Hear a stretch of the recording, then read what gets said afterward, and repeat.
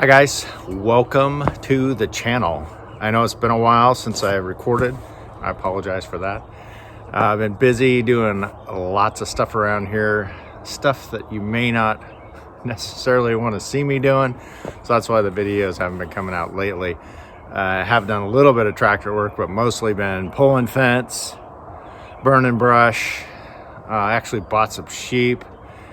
What else have we been doing? Cutting wood. Just a total number of things you do around the homestead, routine stuff that doesn't make for all that interesting watching me work.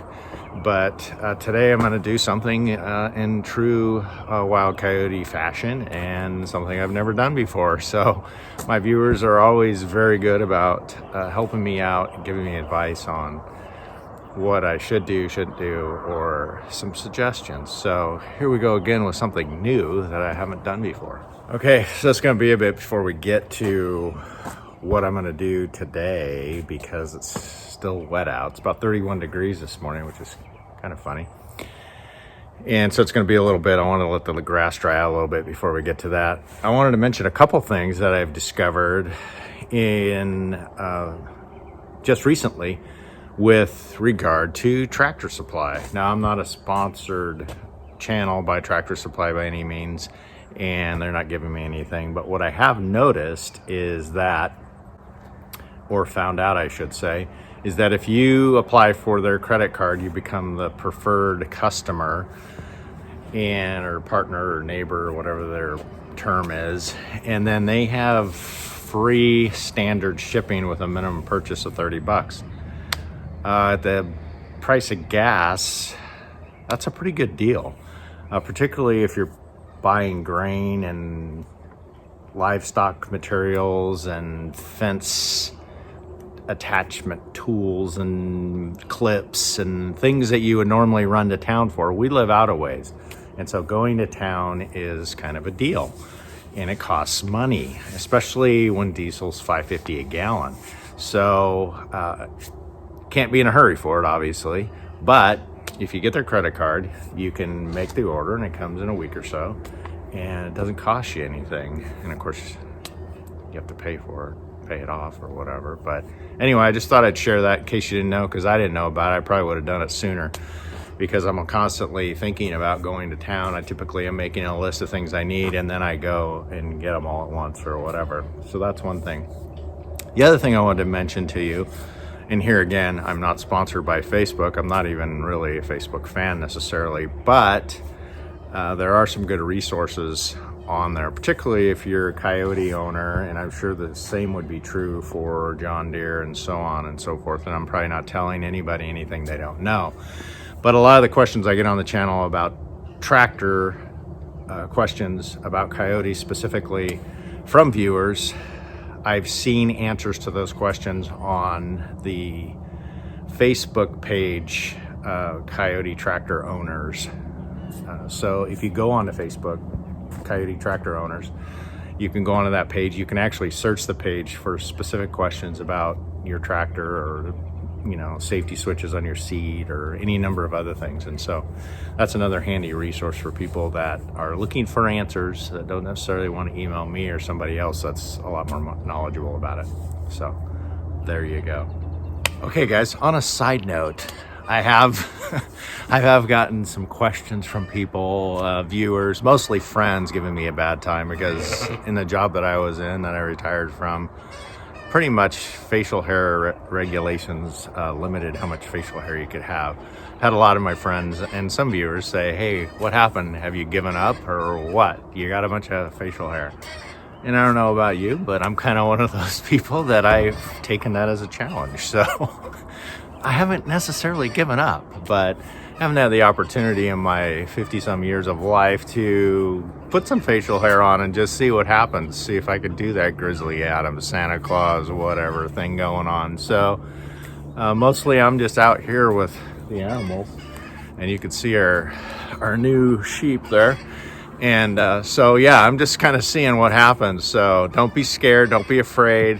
I know most of the people that stop by and watch the channel, check it out, are just interested in outdoor kind of stuff anyway. So I won't take offense, and don't be worried. It's just for fun. So, and hey, it keeps my face warm. Come summertime, I might feel differently about it.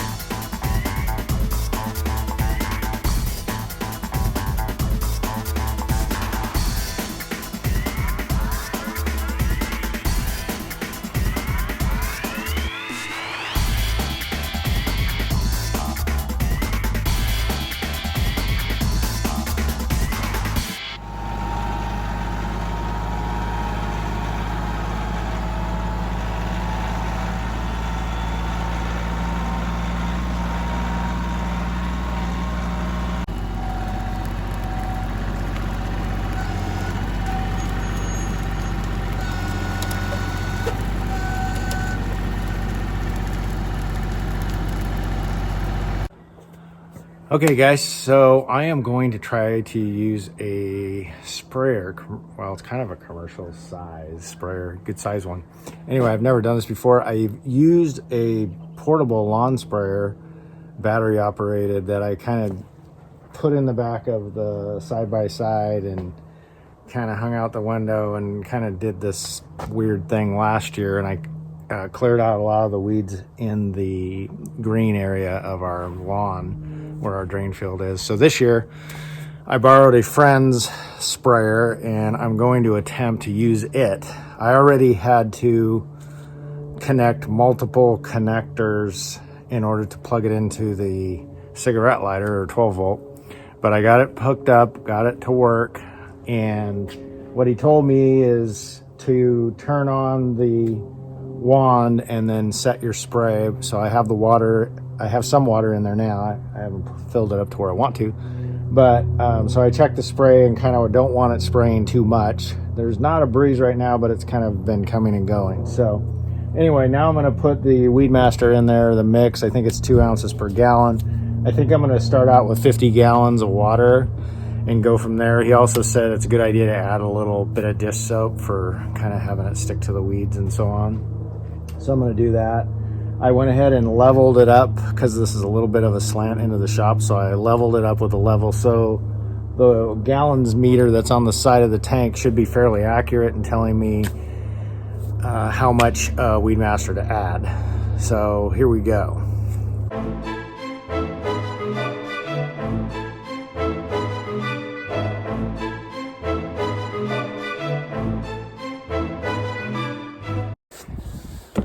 All right, and it's appropriate that it's April Fool's Day because you potentially could see a fool trying to operate this thing. But we're gonna fill it up with water. I have all my Weed Master in. I have some dish soap in there, and now I'm gonna add the water. I think, like I said, I'm gonna do 50 gallons, and I'll kind of show you some of the features of this thing while it's filling up. So this has a wand on it. I guess that's what it's called, like a watering wand, and it's hinged. You can see, so it collapses on itself, which is kind of cool. I hope my buddy doesn't see that. Same thing on the other side. So that's kind of neat. You could fold one in theory, I guess. I don't know, although you wouldn't want it to spray on itself. So anyway, it's going to be tricky around some of the trees and so on, but we'll see how it goes. Also, like I indicated, it has this water table. I think you could see it here, hopefully. And then additionally, it has this wand that you can use with a long cord on it. So that's kind of cool. All right, so it has these controls where you can control, like, you know, whether you want the wand to work and how much water flow you want on each by these controls here. There's also like a main shut off down here. It has a pressure gauge, kind of tell you where you're at there. There's the motor if you care about that. It also has an on and off switch on the motor. Now, generally speaking, I think this works with a lawn tractor, so you would have a single unit, you know, with a plug and on and off switch, but I had to combine 2 or 3 different units to make it reach all the way into the cab of the side-by-side, and then I have the on and off switch there. So that's how I'll be operating it. So yeah, we'll see what happens. Just waiting a little bit longer for this to fill up. I had to kind of jury rig the hitch a little bit, but we got that set up.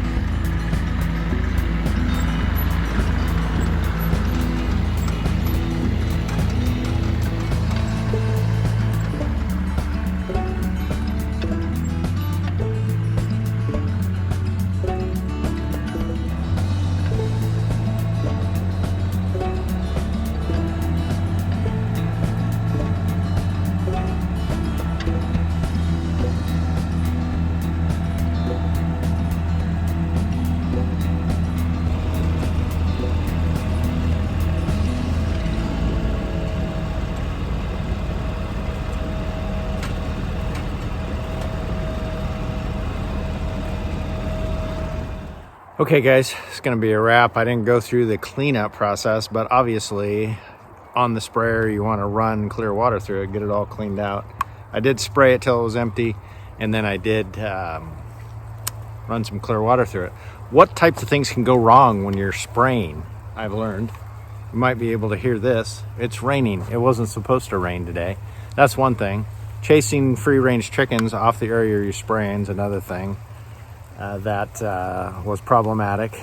And one of the two harnesses that I use, the on and off switch, stopped working, so I'm gonna owe my pal a new switch apparently. But anyway, those are all the things that I think that I had go wrong. It was interesting. I'm not sure I'd spend the money on one of those. I think I might go back to my 15-gallon thing that I had rigged up in the back of the side-by-side. It's kind of a smaller scale. It kind of fits my system better. I did run down to the orchard with the tractor and put sprayer on the tractor and ran through the orchard real quick. And did I mention the wind? We get an evening wind, and that picked up too. The wind has stopped now because it's raining. So anyway, thanks for stopping by. I appreciate it. If you made it this far, you're a good sport. And we'll be talking to you soon. Thanks. Bye.